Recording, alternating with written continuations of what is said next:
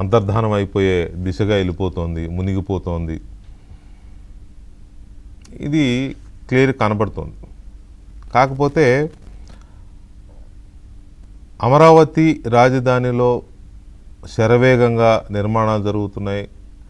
రాజధాని బ్రహ్మాండంగా సాకారమవుతోంది. అన్ని అడ్డంకుల్ని అధిగమించి కొన్ని రాక్షసమూకల క్రీడ నుంచి బయటపడి, అరాచక శక్తుల క్రీడ నుంచి బయటపడి నిలదొక్కుని మళ్ళీ సగర్వంగా తలెత్తుకుని అక్కడ రాజధాని తయారవుతుంది. ఇది క్లియర్. దీన్ని ఎవడూ ఆపలేడు. తల కిందికి కాలు పైకి పెట్టి తపస్సు చేసిన ఎవరైనా సరే, పేర్లు ఎందుకు కానీ, ఎవరు చేసినా ఎవడు చేసినా దాన్ని ఇంచు కూడా కదిలించలేరు. జగన్మోహన్ రెడ్డి గారి భాషలో చెప్పాలంటే దాని వెంట్రుకు కూడా పీకలేరు. This is clear. అయితే అనుకున్నది చేయలేకపోయాం, దాన్ని నాశనం చేయలేకపోయాం అనే ఆ కడుపు మంట, ఆ కుళ్ళు వాళ్ళని దహించి వేస్తుంది. ఎవరిని? జగన్ అనుకోని జగన్మోహన్ రెడ్డి గారిని, ఆయన చెంచాలని, ఆయన తాబేదారులని. పార్టీ చచ్చిపోతోంది, ఎటెల్లాలో తెలియక దిక్కు తోచని స్థితిలో ఉన్న కొంతమంది మాజీ మంత్రులని, మాజీ నాయకుల్ని. ఈ పరిస్థితిలో వీళ్ళు ఏం చేశారంటే, ఇక అమరావతిని మనం ఏం చేయలేం అనేది అర్థమైంది. దాన్ని ఆపడం మనం ఏం చేయలేం అర్థమైంది. ఇక మనం భవిష్యత్తులో అధికారంలోకి వచ్చేది లేదు, సచ్చేది లేదు అనేది కూడా అర్థమైంది. ఏం చేయాలి ఇప్పుడు అంటే, ఇంకేదో భ్రమలు కల్పించాలి అమరావతి మీద ప్రజలకి. ఏంటది? అప్పుడు అమరావతిలో రాజధాని ఉన్నప్పుడు భ్రమరావతి అని ప్రచారం చేశారు కదా. ఇప్పుడు అమరావతి భ్రమరావతి కాదు, అదొక నిజం, అదొక వాస్తవం అక్కడ కనపడుతోంది. ఇప్పుడు దాని మీద కొత్త భ్రమలు క్రియేట్ చేయాలి. ఏంటది?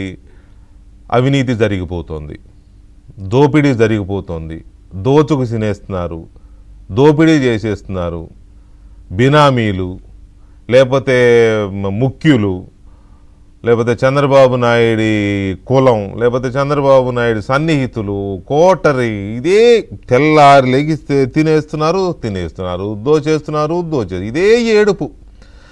ఎంత ఏడుపు అంటే, పిల్ల చచ్చిన కోతి అంటారు, చిన్నప్పుడు వినేవాడు సామెత, నాకు దాని అర్థం తెలియదు కానీ చెప్తున్నా. పిల్ల చచ్చిన కోతిలాగా ఏడుస్తూనే ఉన్నారు. ఒకటే ఏడుపు. ఆ ఏడుపుకి అసలు ఎలా ఓదార్చాలో కూడా అర్థం కావట్లేదు. ఎందుకంటే అది ఓదార్పు లేని ఏడుపు. అది అంత దరిద్రంగా తయారయ్యారు, అంత నీచంగా తయారయ్యారు. మినిమం మనుషుల్లా కూడా బిహేవ్ చేయట్లా. వాళ్ళు బిహేవ్ చేయట్లేదు సరికదా, వాళ్ళు పెట్టుకున్న మీడియా కూడా అన్నీ వదిలేసింది. శరీరం ఉంటే బట్టలు ఉంటాయి. సిగ్గిడి చేసినోడు బట్టలు ఇడిచేస్తాడు. బట్టలు ఇప్పేశారు, ఆ స్టేజ్ దాటిపోయి ఇప్పుడు శరీరమే లేకుండా చేసుకున్నారు. అంటే వాళ్ళ నగ్న దేహానికి కూడా విలువ లేకుండా అయిపోయింది. ఈ మాట ఎందుకు అంటున్నానంటే, ఒక పిచ్చివాడు మామూలుగా సపోజ్ ఒక అందమైన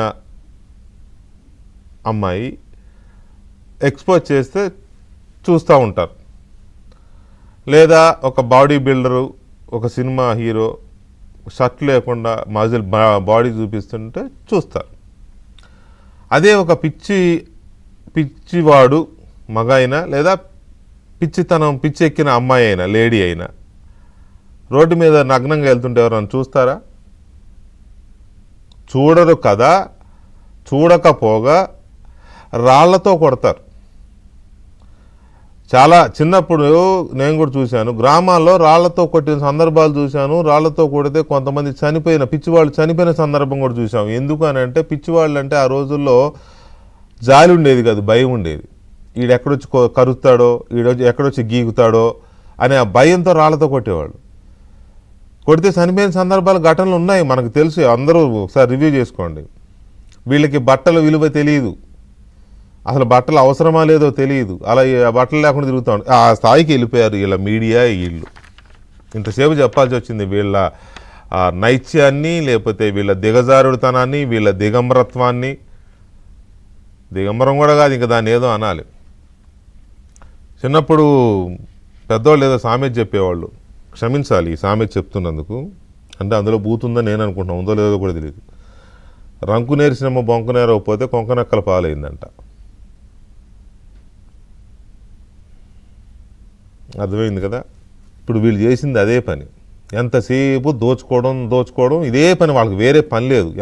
ఎక్కడ పడితే అక్కడ భూముల రూపంలో దోచుకున్నారు, ఇసుక రూపంలో దోచుకున్నారు, మైనింగ్ రూపంలో దోచుకున్నారు, అధికారంలో ఉన్నప్పుడు అన్ని రకాలుగా దోచుకున్నారు. లిక్కర్ స్కామ్ నడుస్తూనే ఉంది, చూస్తున్నారు కదా, దర్యాప్తు చూస్తున్నారు. ఇన్ని రకాలుగా దోచుకుని ఇప్పుడు దోచుకోవడానికి లేక, కనుచూపు మేరలో అవకాశం ఉంటుందో లేదో తెలియక గంగవేరులు ఎత్తిపోయి పిచ్చెక్కి బట్టలు ఇప్పేసుకుని నగ్నంగా రోడ్ల మీద పడి తిరుగుతున్నారు వాళ్ళు, వాళ్ళ బ్యాచ్. మరి ఇంత దిగజారాల్సిన అవసరం లేదు. అమరావతిలో 33,000 మంది రైతులు భూములు ఇచ్చారు. వాళ్ళు ఇచ్చిన భూముల కింద ప్లాట్లు ఇవ్వాలి, డెవలప్ చేసిన అభివృద్ధి చేసిన ఫ్లాట్లు ఇవ్వాలి. జగన్మోహన్ రెడ్డి అనే ఒక అరాచక శక్తి అధికారంలోకి రాకుండా ఉంటే ఈ పార్టీకి అన్నీ పూర్తయిపోయాయి. రాజధాని నిర్మాణము, ప్లాట్లు, డెవలప్మెంటు, ఎవ్రీథింగ్ అయ్యేది. 5 ఏళ్ళు దాన్ని చంపేసేసరికి అది లేట్ అయిపోయింది.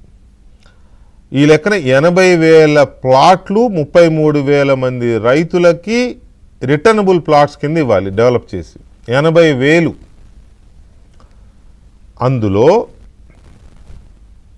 అందులో ఒక 4 ప్లాట్లు మా ఎండి గారివి, మా ఎండి రాధాకృష్ణ గారివి. ఆయన కుమారుడు, ఆయన కుమార్తె ఆదిత్య వేమూరి, అనూష వేమూరి, వాళ్ళిద్దరూ 5.35 ఎకరాలు ల్యాండ్ పూలింగ్ కింద, మెయిన్ కోర్ క్యాపిటలే కాకుండా దూరంగా ఉన్న దగ్గర ఇచ్చారు. పూలింగ్కి, భూ సమీకరణ కింద ఇచ్చారు. ఇవ్వాలనుకున్నారు, ఇచ్చారు. అక్కడ రాజధాని కావాలని కోరుకున్నారు, ఇచ్చారు. అందరిలాగానే వాళ్ళు ఇచ్చారు. ఆ భూమి ఎక్కడ అంటే ఎప్పుడో ఉంది, ఉండకూడదా ఏంటి? జగన్మోహన్ రెడ్డికి ఇష్టం లేని వ్యక్తులందరికీ ఎక్కడ పిల్లలు ఉండకూడదు, ఆస్తులు ఉండకూడదు, కుటుంబాలు ఉండకూడదా? ఆయనకు మాత్రం ఉండొచ్చా ఊరికొక ఎస్టేటు? ఆయన పిల్లలు లండన్లో ఉండొచ్చా? తప్పని నేను అనట్లా. కానీ రాధాకృష్ణ గారి పిల్లలు ఎక్కడ భూములు, వాళ్ళకి ఒక స్థలము లేకపోతే ఇంకేం ఉండకూడదా? ఈయన చెప్పినట్టు బతకాలా? ఈయన దయాదాక్షిణ్యాల మీద బతకాలా? సో ఆ నీరుకొండ అనే దగ్గర 5.5 ఎకరాలు వాళ్ళ కుటుంబం నుంచి, వాళ్ళ కుటుంబం అంటే ఇద్దరు అన్నా చెల్లెలు ఇద్దరు ఇస్తే, భూమి ఇస్తే వాళ్ళకి రిటర్నబుల్ ప్లాట్స్ ఇచ్చారు. వాటిల్లో 1,500 గజాలు చొప్పున చెరొక ప్లాటు, 1000 గజాల చొప్పున చెరొక ప్లాట్ ఇచ్చారు. తర్వాత ఇంకొక 660 గజాల చొప్పున కమర్షియల్ ప్లాట్స్ ఇస్తారు కదా, అవి ఆ ఎస్ఆర్ఎం యూనివర్సిటీ 2nd పేజ్ దగ్గరలో అవి ఇచ్చారు.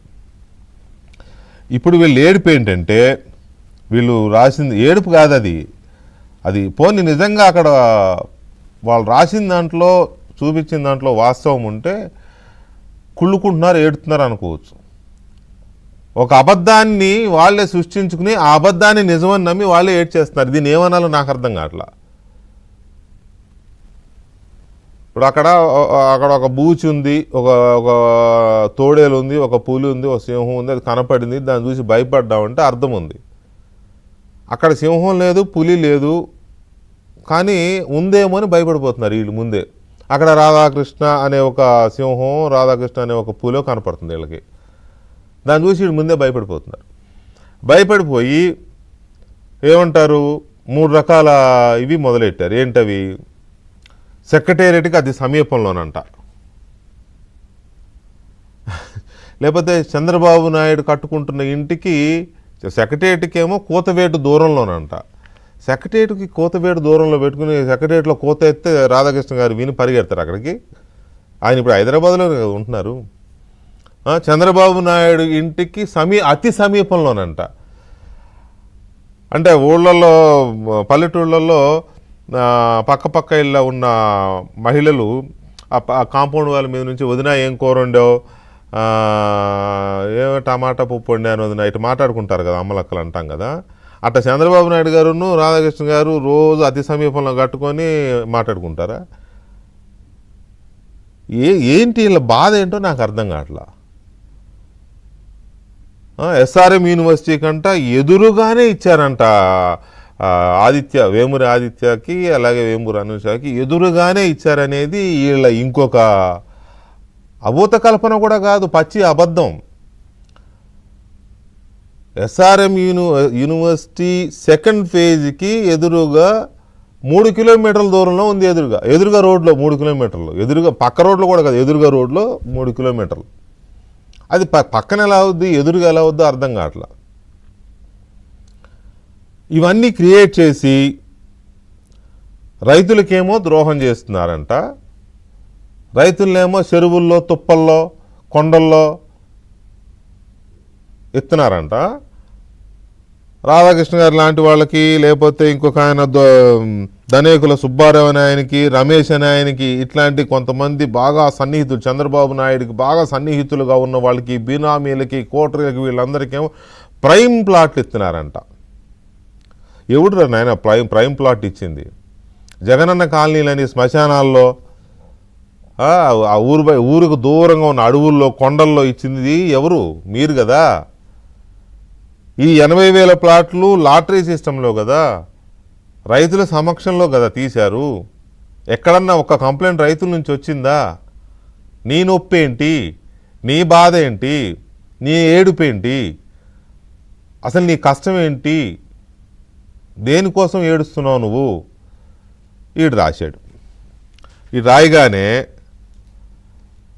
ఆ మధ్య మా రాధాకృష్ణ గారు ఒక వీకెండ్ కామెంట్లో ఏం రాశారంటే, వైసీపీలో నాయకులు జగన్ ఏది చెబితే అది తలాడిస్తారు తప్ప వెనక ముందు ఆలోచించరు, దాంట్లో ఉన్న రీజనింగ్ ఏంటి, లాజిక్ ఏంటి, మనం దాన్ని చేయొచ్చా చేయకూడదా, చెప్పొచ్చా మాట్లాడకూడదా అనే మినిమం కూడా ఆలోచించరు అని అదే వారి భార్యల అన్నట్టుగా ఒక ఎగ్జాంపుల్గా చెప్పారు. దానికి మామూలు హడావుడి చేయలే, అట్టంటావా ఎట్టంటావా అని. ఇప్పుడు దీన్ని ఏమనాలి? వాళ్ళేదో రాశారు. ఈ పేరుని నాని గారు కానీ ఇంకొకడు కానీ అక్కడికి వెళ్ళారా? వీళ్ళు ఎక్కడైతే రాశారో ప్లాట్లు అక్కడికి వెళ్ళి చూసారా? చూసి వచ్చే మాట్లాడారు, ప్రెస్ మీట్ పెట్టి ఏదేదో మాట్లాడేస్తాడు ఆయన. ఎట్లా మాట్లాడతాడంటే, బినామీలకి ప్రైమ్ ప్లాట్ ఇచ్చారంట. ఏది ప్రైము, ఏది ప్రైమ్ కాదు, అసలు మీకు ఏమీ తెలుసని మాట్లాడుతున్నారు. లాటరీలో తీసిన వాడికి ప్రైము నాన్ ప్రైమ్ ఏమైనా ఉంటుందా? ఒకటి. రెండో దశ ల్యాండ్ పూలింగ్కి మేము వ్యతిరేకం, రైతుల తరఫున వైఎస్ఆర్సీపీ పోరాడుతుంది. అసలు రెండో దశ ల్యాండ్ పూలింగ్కి మేము వ్యతిరేకం అన్నాడు పేరు నాని. కానీ మిమ్మల్ని అడిగింది ఎవడు? మీ కన్సెంట్ ఎవరికి కావాలి?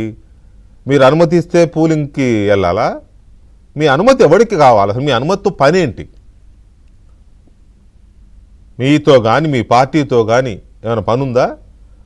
మీ అనుమతితో పనుందా? ఎందుకు లేని అనుమతిని భుజాన్ని వేసుకుని నేను సంతకం పెడితేనే ఎలా? నువ్వు నీ సంతకంతోనే పని లేదంటే నేను సంతకం పెడతాను వస్తావు. అరే నాయన, నీ సంతకం అవసరం లేదంటే లేలే నేను కూడా పెడతా అంటే ఆయన ఏమనాలా? ఇందాక నేను చెప్పినట్టు ఉంటుంది.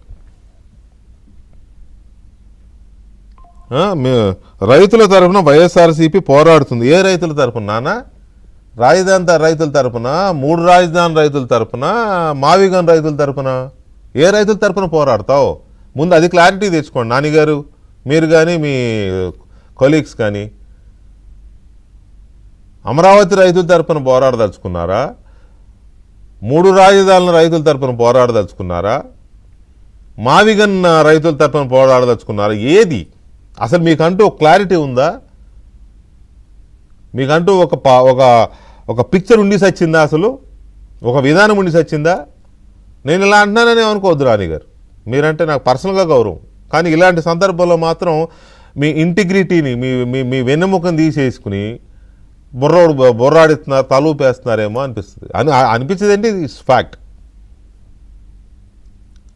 రాజధాని రైతులా, 3 రాజధానుల రైతులా, మావిగన్ రైతులా, అది చెప్పండి ఫస్ట్. అసలు రైతుల గురించి మాట్లాడడానికి మీరు రాజధానే వద్దన్నారు కదా. ఏ రైతులైతే 33,000 మంది రైతులు, అన్ని 29,000 ఎకరాలు ఇచ్చి రైతులు నానా ఇబ్బందులు పడితే మీ వల్ల మీ నాయకుడు చేసిన ఒక తెలివి తక్కువ, బుర్ర తక్కువ, ఫూలిష్, మూర్ఖత్వపు నిర్ణయం వల్ల అంతమంది రైతులు రోడ్డెక్కితే 1631 రోజులు భయంకరమైన ఉద్యమం చేస్తే ఒక్కనాడు పేర్ని నాని గారు బయటికి రాలేదే, మాట్లాడలేదే. ఇప్పుడంట ఏంటి రైతుల తరపున పోరాడుతుందంట. ఏంటి పోరాడేది? భోషాణం. మీ పోరాటం వద్దు, మీరు వద్దని పక్కన పడేశారు తీసుకెళ్ళి ప్రజలు. ఇంకా మీరు రైతుల తరపున ఎగేసుకుంటాం, మేము కాపాడుతాం, మేము పోరాడతాం వద్దనే కదా తీసి బండకేసి కొట్టారు, కాండి నుంచి ఉమ్మేశారు. అయినా తగుందనమ్మా అని వచ్చి ఇట్లాంటి పిచ్చి పిచ్చలు రాతేనో, లేదా ఏబిఎన్ ఆంధ్రజ్యోతి రాధాకృష్ణని టార్గెట్ చేస్తే ఏదో అయిపోద్దని, అది ఎందుకు వస్తున్నారు అనేది ఒకటి. మీరు సాధించేది ఏమి ఉండదు రావడం వల్ల. కాకపోతే ఏంటంటే దీని మీద ఒక ఫ్యాక్ట్ ఇవ్వాల్సిన అవసరం ఉంది కాబట్టి వాళ్ళ ఆంధ్రజ్యోతిలో చాలా క్లియర్గా ఏంటి అనేది రాశారు. దాన్ని మరింత అన్లార్జ్గా ప్రజలకు తెలియజెప్పడంగా నేను వచ్చాను. చిన్న బ్రేక్ తర్వాత ఇస్తా ప్లీజ్. దీన్ని ఎవడూ ఆపలేడు. తల కిందికి కాళ్ళు పైకి పెట్టి తపస్సు చేసిన